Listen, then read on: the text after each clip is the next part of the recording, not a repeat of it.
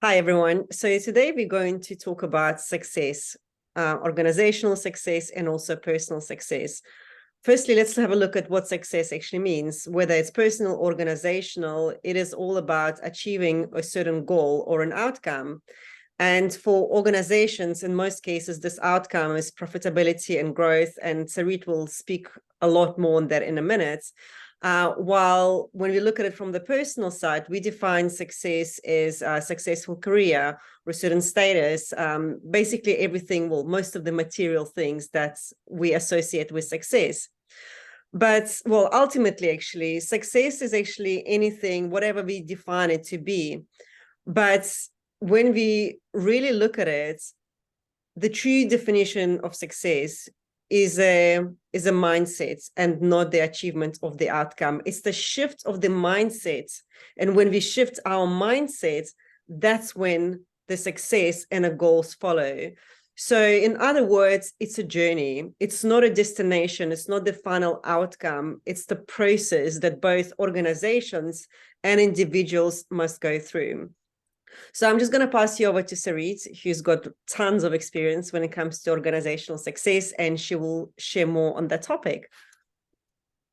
So I'll start by saying that we picked success today, but success is something, of course, organization has been dealing with since the first organization is incorporated. And if we will put it in the wider context of success, organization, it's really simple. It's either growth, profitability, or both. Organization have one reason for incorporating. Even if you are a foundation, we need to be profitable and we need to make money, because without it, we don't have a real cause for existence. So it makes it simple. A general, again, not even connected to future of work. For organizations, we usually live on a 5-year plan. 5-year plan is not something that we are waiting to cross the line in order to check and review the result. We usually enroll it and keeps continuing it. And an organization, even and we should decide where we are aiming, we're more always rolling it out, meaning that by the end of the year, we would open it for another 5 years, which means we are looking at the destination.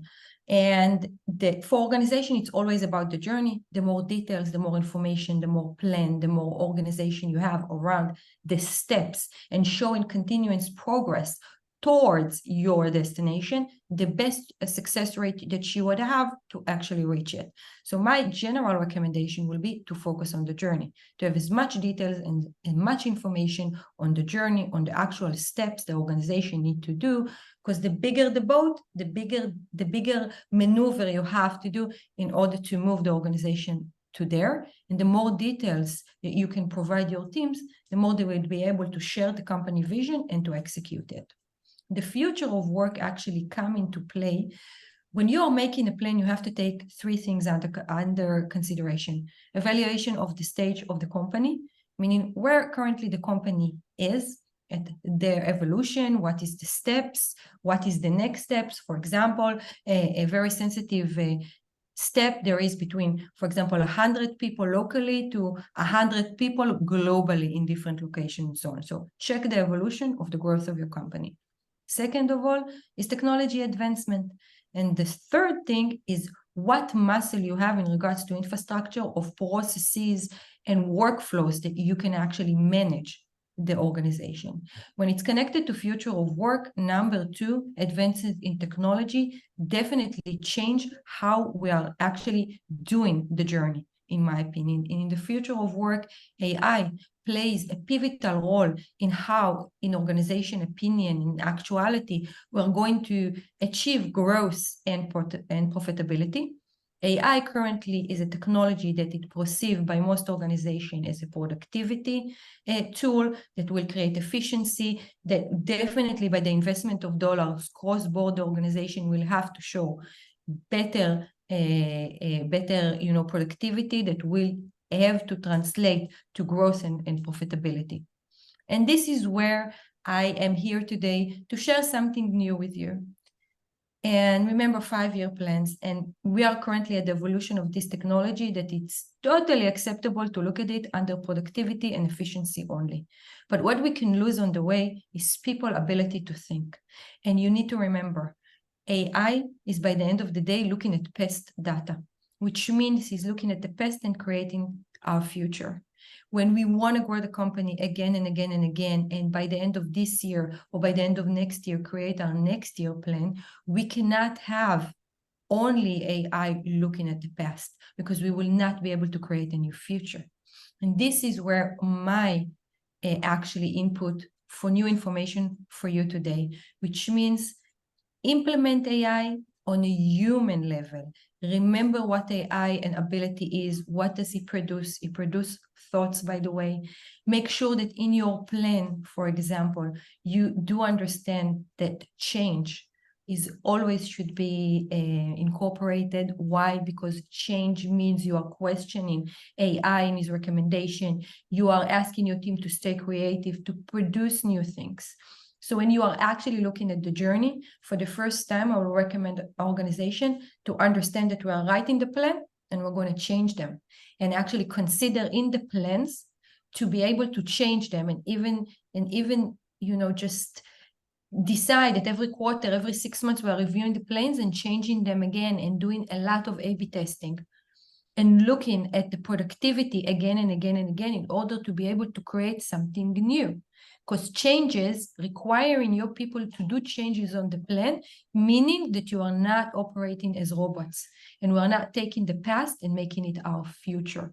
So changes, creative thinking, that's the only way that we would be able to embody as an organization a new muscle that is creative thinking and questioning the plan, because it's going to come from AI. You need to question it all the time. Review and question, review and question. Make it actually, the tip for today is make it in the plan, make it part of your plan.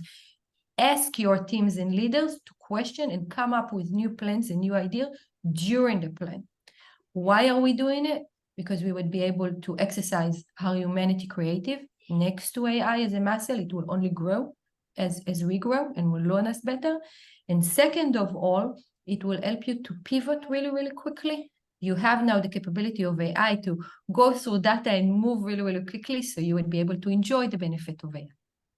So I went a little bit of a ramp here, but I was excited about the topic. And Lena, take us to the personal side.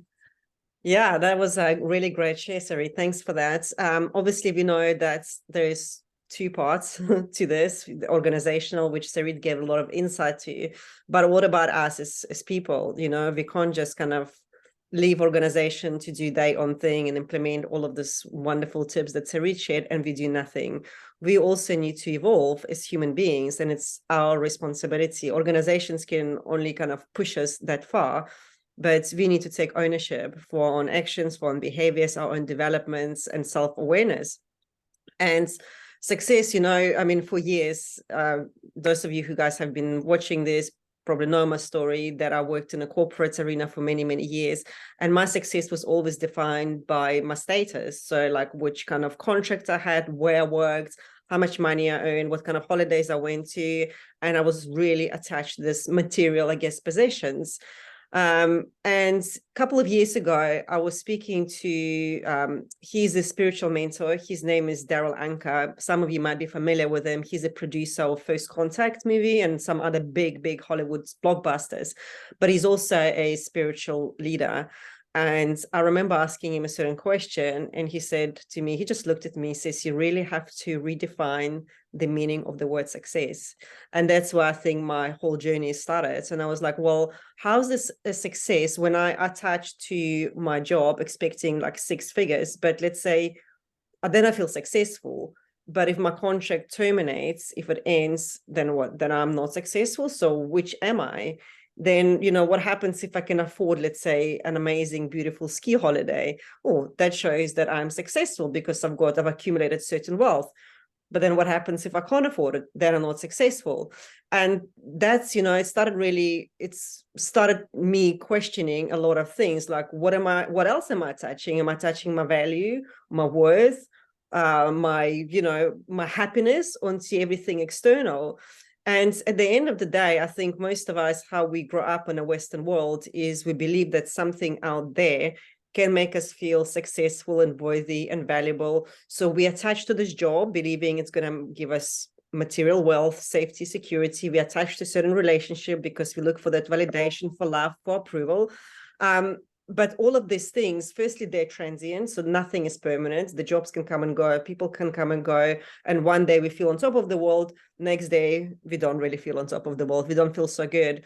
And one thing that really shifted for me was that it's never the job I'm after, it's never really the person, it's never the experience, but rather how these things make me feel, right? I'm not attached to my job because it's the job, it's just a job, but I'm attached because I feel safe and I feel secure. I'm not really attached to a specific person. It's a person, but I'm attached because I get the approval, validation, and, you know, to different things. So then I think what's going to happen then, if we don't start shifting that mindset and realizing that we're placing our success on things that are very fleeting, very impermanent, and the more we place our value, attention, our success onto something outside of us, the more unstable emotionally we become, because you can't regulate your emotions when they are always depending on something that, you know, passes in our lives. And really start learning how to practice this emotion of success, of fulfillment, of excitement, or whatever it is within ourselves. And that starts with self-control, by which I mean observing our thoughts, because we already spoke in previous videos how our thoughts create our emotions. So, you know, whenever, like, let's say something exciting happens in your life, check with yourself, what am I placing my attention to? You know, how would I feel without that thing? So if, let's say, you just got like a promotion to, I don't know, CEO, yeah, you'd feel excited. But let's say what will happen tomorrow if this promotion taken away from you? So question yourself, you know, how will it change your state of being? Because the more you really question yourself, the more you begin to understand where you outsource not just your emotional state, but also, you know, with that comes a lot of energy and power, right? We just give too much of our power to things outside of us, and learn how to bring it back inside of us. Because at the end of the day, it doesn't really matter, you know, what kind of job you have, how much money you earn, who you in relationship with.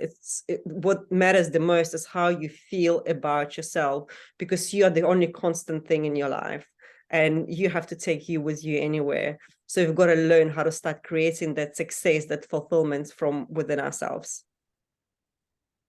Can I ask you a question? Of course.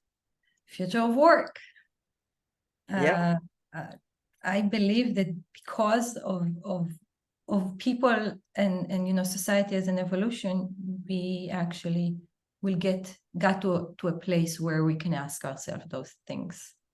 And I think you gave great tips, because I think that we need to question ourselves all the time. I'm looking at it from the broader perspective of technology, because I believe AI by the end of the day produce thoughts. And a lot of people cannot connect to this statement because I don't think people believe or understand what is thoughts, how they are created, and what power they have over us. But when you tie them to success, to concept that everybody can, and you state it's time, guys, to start questioning it, I think it's great. It's great because we are here, and we can't have success be defined by any other person than us.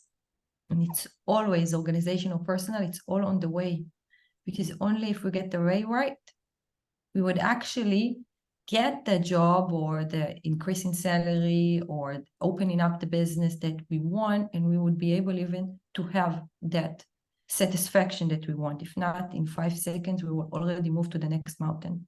And it's Exactly. a reflex how humanity is actually been living life from one hill to the other. And this is why we all look the same, going to at the same age to the same university, thinking when we get married, stuff like that, and defining what success is, and which picket fence house we need to, and wherever we need to buy our clothes in, and whatever. So yeah, there isn't good and bad. There isn't good and bad. It's only you. You get to decide. It's the beauty. Yeah. I mean, to me, like personally, and that's my opinion, to me, success really means being able to cultivate a certain state of being at any given situation, right? So you remain in complete control. How do I want to feel in that situation? How do I want to feel if I get fired tomorrow? How do I want to feel if my house burned down? How do I want to feel if my marriage falls apart? And we have the power to choose it. Is it easy? Hell no. But is it worth it? Absolutely. Because when you cultivate that state of this emotional fulfillment and success, then it's like you become invincible, right? I think that's the right word, like a bulletproof, because it doesn't really matter what job you have, what money you have, what salary you have, what relationships you have. You're just okay with who you are. And what is interesting when you really shift that energy, because all it is just a shift in mindset, shift in energy, it's the external world begins to mirror that, because we already know that everything is really being reflected on outside based on who we are inside. And that's why I feel, in this future work, people are definitely ready. The consciousness, their mindsets have expanded considerably over the last few years.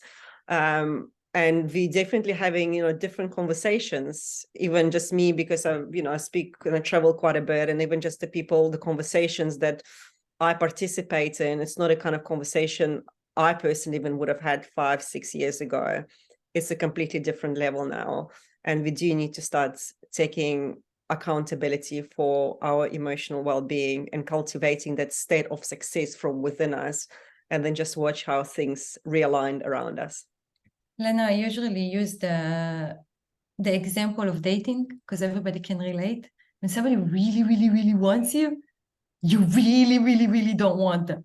And the minute they don't look at you, here they come. So think about when you're attached to the actual result, and you are not having fun on the way, you're not having fun on the actual date, and you don't think you're awesome.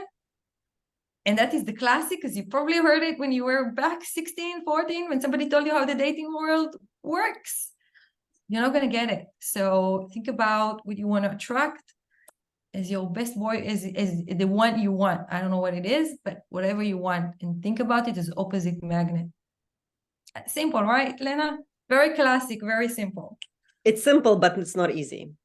And I'm not gonna sugarcoat it, to cultivate a state of being where no matter how someone treats you, whether they seemingly reject you, whether you lose this and that, when you're like, I'm okay with who I am, that to me is the true success, because then it's not transient, it's permanent. And when you have that core, that stability, you're good with the world, no matter how things unfold. You never argue with reality anymore.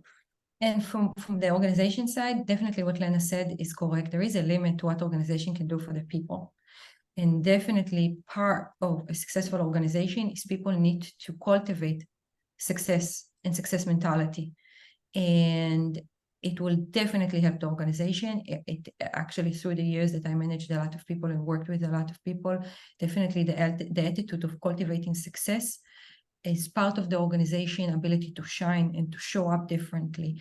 And there is a limit to what organization can do. They can send you on retreats, they can send you to university, they can send you to conferences, but unless you have it inside, no organization can give it to you, because what organization will give you is the outcome of showing you actionable on external things that you need or can be or is successful because you got it and somebody else didn't.